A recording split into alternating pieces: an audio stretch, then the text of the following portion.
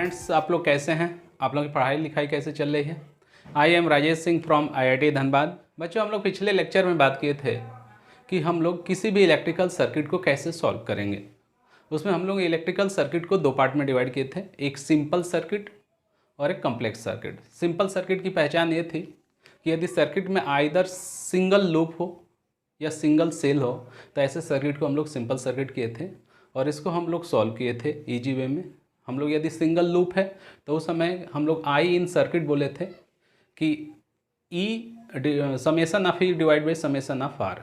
इसी तरह यदि हम लोग बोले थे कि सर्किट के अंदर यदि सिंगल सेल हो तो current in cell is equal to EMF of cell divide by R equivalent of circuit. इसके बाद हम लोग सेकेंड पार्ट देखा था कि यदि सर्किट में मल्टीपल नंबर ऑफ सेल्स हों या मल्टीपल नंबर ऑफ लूप हो तो उस समय हम लोग सॉल्व किए थे। उसको हम लोग सबसे पहले कहे थे कि इक्विवेलेंट बैटरी की यदि हम लोग सर्किट का इक्विवेलेंट बैटरी सिंगल बैटरी से रिप्लेस कर दें तो वो अगेन सिंपल सर्किट में कन्वर्ट हो जाता था। अदरवाइज हम लोग सर्किट में अलग अलग ब्रांच में करंट मान के और लूप्स लॉ और जंक्शन लॉ लगाते हुए हम लोग सर्किट को सॉल्व किए थे। चलो बच्चों, अब हम लोग आगे बात करते हैं इलेक्ट्रिकल पावर का। तो देखो बच्चों, डिवाइस को दो पार्ट में डिवाइड किया जाता है। एक डिवाइस होती है एक्टिव डिवाइस। ऐसे डिवाइस को हम लोग, जो डिवाइस सर्किट के अंदर पावर सप्लाई करती है, करंट सप्लाई करती है, सोर्स ऑफ एनर्जी होती है, उसको हम लोग एक्टिव डिवाइस कहते हैं। और ऐसी डिवाइस जो एनर्जी कंज्यूम करती है उनको हम लोग पैसिव डिवाइस कहते हैं।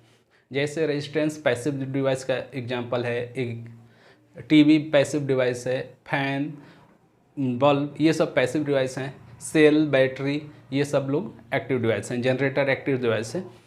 तो कोई भी डिवाइस है जो पावर सप्लाई करती है, जो एनर्जी सर्किट में सप्लाई करती है, उसके हम लोग पावर को डिफाइन करते हैं।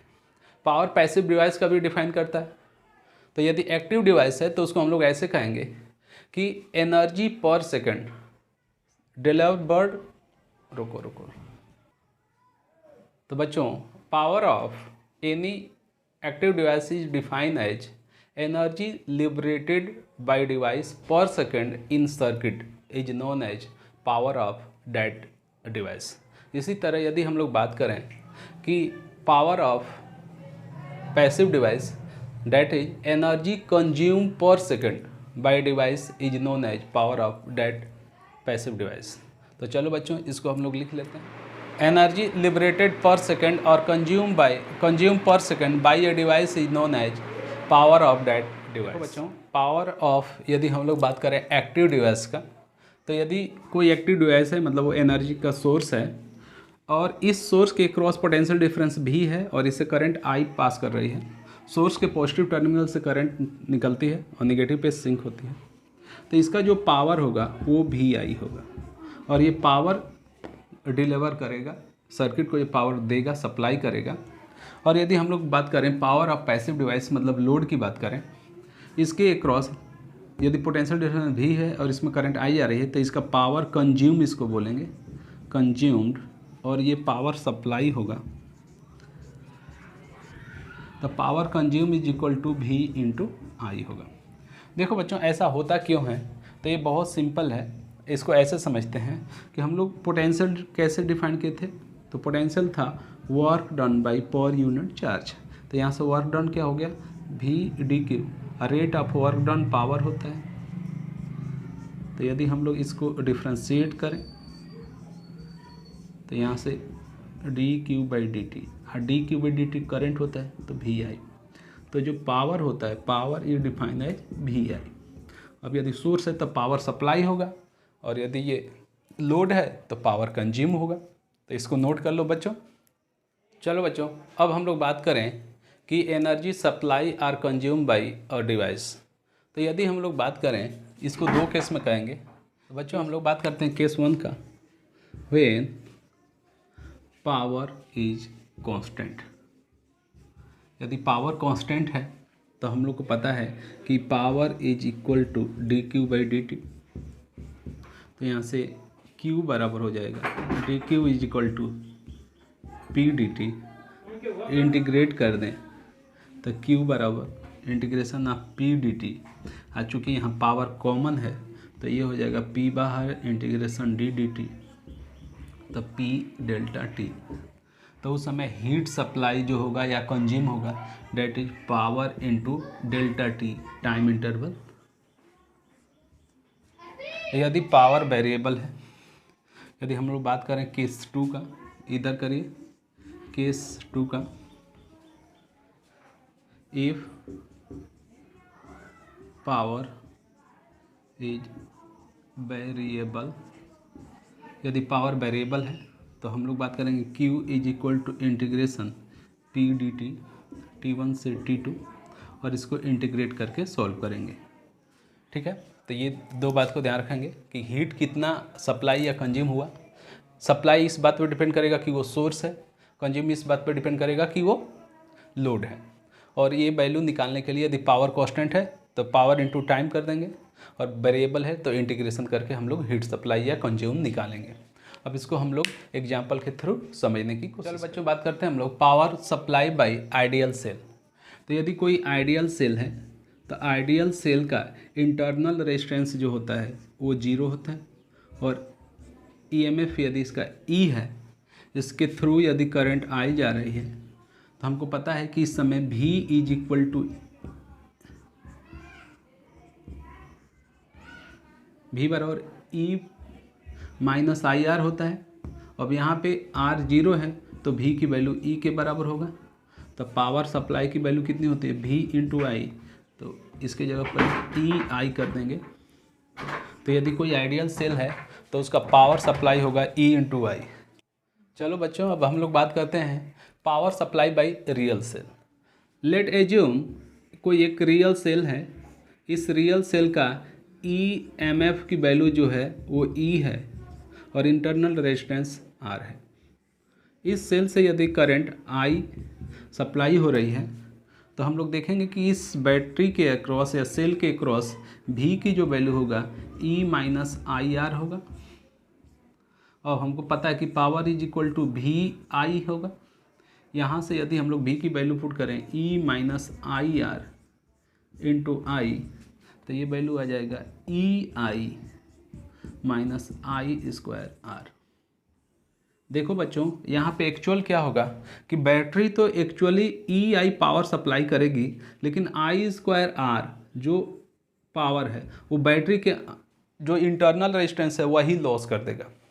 तो इसकी वजह से नेट बैटरी द्वारा जो पावर सप्लाई किया जाएगा वो होगा E I minus I square R. या इसको हम लोग सिंपली ये भी कह सकते हैं कि जो बैटरी के क्रॉस V है V इंटू आई। ठीक है, तो ये बात ध्यान रखिएगा। ठीक है, अब हम लोग देखेंगे पावर लॉस बाय लोड। अब हम लोग बात करते हैं पावर कंज्यूम बाय लोड। यदि कोई ये एक रेसिस्टेंस है, ये R है, इसके एक क्रॉस इसमें यदि करंट I फ्लो कर रही है तो इसके एक क्रॉस जो पोटेंशियल डिफरेंस V होगा V बराबर आई आर होगा। तो यदि हम लोग बात करेंगे पावर लॉस या consume that is equal to V into I. अब यहाँ पे यदि हम लोग V के जगह आई आर रखें तो I R into I that is equal to I square R. अब इसी के अंदर यदि हम लोग I के जगह पे V बाई आर रखें तो V into V by R that is equal to V square by R. तो हम लोग ये कह सकते हैं कि कोई यदि लोड है तो पावर लॉस का जो वैल्यू आएगा वो आई स्क्वायर आर होगा, यही होगा V स्क्वायर बाई आर या V आई। अब बच्चों को ये कन्फ्यूजन होता है कि सर हम लोग कब आई स्क्वायर आर लगाएंगे, कब V स्क्वायर बाई आर करेंगे और कब V आई करेंगे। तो बच्चों इसको एग्जाम्पल के थ्रू हम लोग समझ सकते हैं। सिंपल भाषा में ये कहा जा सकता है कि जहाँ पे भी आपको करंट पता होगी वहाँ आई स्क्वायर आर लगाइएगा। जैसे सीरीज के केस में करंट कॉमन होती है तो वहाँ आई स्क्वायर आर लगेगा। पैरेलल के केस में पोटेंशियल डिफरेंस या वोल्टेज कॉमन होता है तो V स्क्वायर बाई आर लगेगा, और सोर्स के केस में भी आई लगता है। तो एग्जाम्पल के थ्रू आप लोगों को ये चीज़ें ज़्यादा क्लियर होगी। चलो बच्चों, ये IIT 2003 का एक क्वेश्चन है। इसमें कह रहा है कि 3 resistance of equal value arrange in the different as shown in below, arrange them in increasing order of power dissipation, है ना। यहाँ पे देखो बच्चों, जो हर एक केस है उसके अंदर करंट आई सेम है। अब करंट सेम है तो हम लोग पावर का फार्मूला यूज करेंगे आई स्क्वायर आर। अब आई सब में कॉमन है तो power is directly proportional to R. तो हम लोग हर एक जो भी इसमें कॉम्बिनेशन है सबका आर इक्विवेलेंट निकालेंगे और जिसका आर इक्विवेलेंट ज़्यादा होगा उसमें पावर डिसिपेटेड ज़्यादा हो रहा होगा। तो इसका आर इक्विवेलेंट देखेंगे तो इसका आर इक्विवेलेंट आएगा 3R। यहाँ पे देखा जाए थर्ड नंबर केस में तो इसका आर इक्विवेलेंट आएगा R/3। अब यदि हम लोग यहाँ पे बात करें तो इसका इक्विवेलेंट 2R और R पैरेलल तो 2R/3, तो इसका आर इक्विवेलेंट आएगा 2R/3। अब यहाँ पे देखा जाए तो R/2 और प्लस R तो 3R/2, 3R/2। तो देखा जाए तो सबसे ज़्यादा आर इक्विवेलेंट फर्स्ट का है तो सबसे ज़्यादा पावर डिसिपेटेड पहले में होगा, उससे कम फोर्थ का है। अब इससे कम देखा जाए तो सेकंड का है और सबसे कम थर्ड का है। तो यही ऑर्डर हो जाएगा बच्चों पावर डिसिपेटेशन का। तो नोट कर लो, ये एक एग्जांपल दिया हुआ है। इस एग्जाम्पल में कह रहा है कि the ratio of power dissipated respectively in R and 3R resistance as shown in figure. देखो बच्चों ये आपको फिगर दिया गया है, कह रहा है कि जब इसमें करंट पास करेगी तो इसमें और इसमें जो पावर डिसिपेटेट होगा उसका रेशियो क्या है। चलो यदि इसमें मान ले कि हम लोग को करंट I0 फ्लो करेगी तो यहाँ भी करंट कितनी जाएगी I0। अब यहाँ पे करंट जो है दो पार्ट में डिवाइड होगी I1 और I2 के। हमको पता है कि पैरेलल के केस में current is inversely proportional to R। तो यदि हम यहाँ पे I1 रेशियो I2 की बात करें तो 1/R रेशियो 1/2R होगा। इसमें हम लोग 2R से मल्टीप्लाई कर दें तो 2:1 होगा। तो यहाँ पे यदि I1 की हम लोग बात करें तो I1 बराबर 2/2 + 1 into I0 that is equal to 2I0/3। अब चलिए हम लोग देखें, यदि यहाँ पावर डिसिपेटेड P1 है और यहाँ P3 है तो हम लोग बात करें यदि तो P1 की वैल्यू कितना होगा तो I1 square into R। I1 की वैल्यू कितनी है 2I0/3, इसका स्क्वायर करेंगे तो 4/9 I0 स्क्वायर R। यदि हम लोग P3 की बात करें तो I0 square into 3R that is equal to 3 I0 square R। अब इनका हम लोग रेशियो देखें P1/P3, तो P1/P3 हम लोग करेंगे तो ये आएगा 4/9 into 3 that is equal to 4/27। तो हम लोग का ऑप्शन सही हो जाएगा डी ऑप्शन 4/27। तो कॉपी कर लो बच्चों। देखो बच्चों ये एक एग्जांपल दिया हुआ है, कह रहा है कि in the circuit shown in figure the heat produce in 5 ohm resistance due to current flowing through it is 10 calorie. जो यहाँ पे है, यहाँ पे जो हीट प्रोड्यूस हो रहा है P की वैल्यू दिया है that is equal to 10 calorie per second दिया हुआ। और आपसे पूछा जा रहा है कि 4 ओम में इसके अंदर हीट कितना प्रोड्यूस होगा ये बताना है। चलो बच्चों यदि हम लोग मान लें कि इसके अंदर करंट I2 जा रहा है, इसके अंदर करंट I1, तो इस पूरे सर्किट के अंदर देखा जाए तो यहाँ से यहाँ का जो V है वो सेम होगा। तो हम लोग लिखेंगे कि V is equal to I1 into 5 that is equal to I2 into 4 + 6। तो यहाँ से हम लोग यदि देखें तो I1/I2 is equal to 10/5 equal to 2। अब चलो यहाँ पे यदि हम लोग बात करें,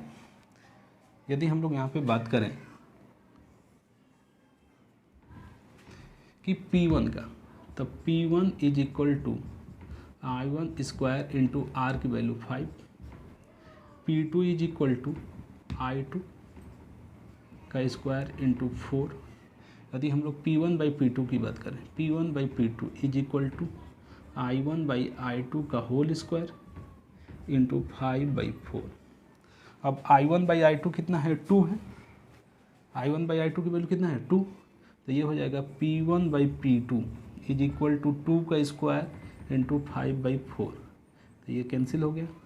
अब बताओ P1 की वैल्यू हमको पता है, P1 10 है, तो P1 की जगह पे रखिए 10/P2 that is equal to 5। तो यहाँ से P2 is equal to 2 calorie per second है। तो हम लोग का ऑप्शन कौन सा करेक्ट हो जाएगा बच्चों, ये हो जाएगा, नोट कर लीजिए। चलो बच्चों, ये एक एग्जाम्पल दिया हुआ है। इस एग्जाम्पल के अंदर ये कहा जा रहा है कि power generated across a uniform wire connected across a supply is H। फिर कहता है कि if wire cut into n equal parts and all parts are connected in parallel across the same supply then heat total power generated in the wire. चलो बच्चों, यदि ये कोई एक वायर है,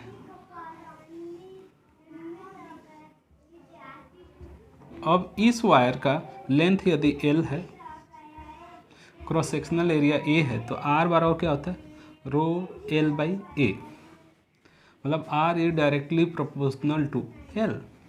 और जब इसको n इक्वल पार्ट में हम लोग काटेंगे तो एक जो पार्ट निकल के आएगा, इस पार्ट का जो लेंथ हो जाएगा वो L/N होगा।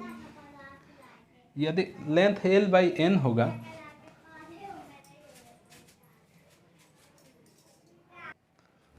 तो यहाँ पे यदि हम लोग R' की बात करें तो that is equal to R/N होगा, R/N। अच्छा, अब देखो बच्चों कि ये जितने भी ये पार्ट आए, n पार्ट, उन सबको आपस में पैरेलल कनेक्ट किया गया तो R इक्विवेलेंट आ जाएगा, R इक्विवेलेंट बराबर R'/N that is equal to R/N square. अब हम लोग को पता चल गया कि R इक्विवेलेंट की वैल्यू R/N स्क्वायर है और सेम सप्लाई से कनेक्ट किया गया है, तो सप्लाई में भी कांस्टेंट होता है। तो पहले जो पावर आ रहा था P बराबर V²/R, बाद में P2 बराबर आएगा V²/R equivalent that is V²/R into N square. अब ये बताओ V²/R को हम लोग क्या लिख सकते हैं, P1, तो P2 इक्वल टू P1 का स्क्वायर इंटू N स्क्वायर। और P1 की वैल्यू पहले कितनी दी हुई थी, तो वो वैल्यू H दी हुई है, तो यहाँ से P2 is equal to N² H होगा आंसर। तो हम लोग का ऑप्शन कौन सा सही होगा, N² H, B option correct होगा। इसको नोट कर लो बच्चों। कैसे हम लोग किए हैं एक बार ध्यान से देख लो। सबसे पहले हमने कहा कि जो भी वायर दिया हुआ था, इस वायर का रेजिस्टेंस हमने R एज्यूम कर लिया। तो हमने कहा कि R बराबर रो L/A, जब n पार्ट में इक्वल पार्ट में डिवाइड करेंगे जो एक पार्ट आएगा उसका रेजिस्टेंस जो होगा R/N होगा, और इस तरह के n रेजिस्टेंस को पैरेलल में यदि हम लोग कनेक्ट करेंगे तो R'/N that is equal to R/N square हो जाएगा। और सेम सप्लाई से यदि हम लोग ऐड करेंगे तो V²/R इक्विवेलेंट, पहले V²/R, ये वैल्यू हमको H दी हुई है।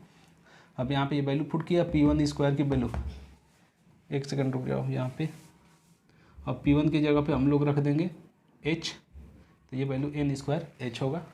तो आंसर एक बार मैच कर लो बच्चों।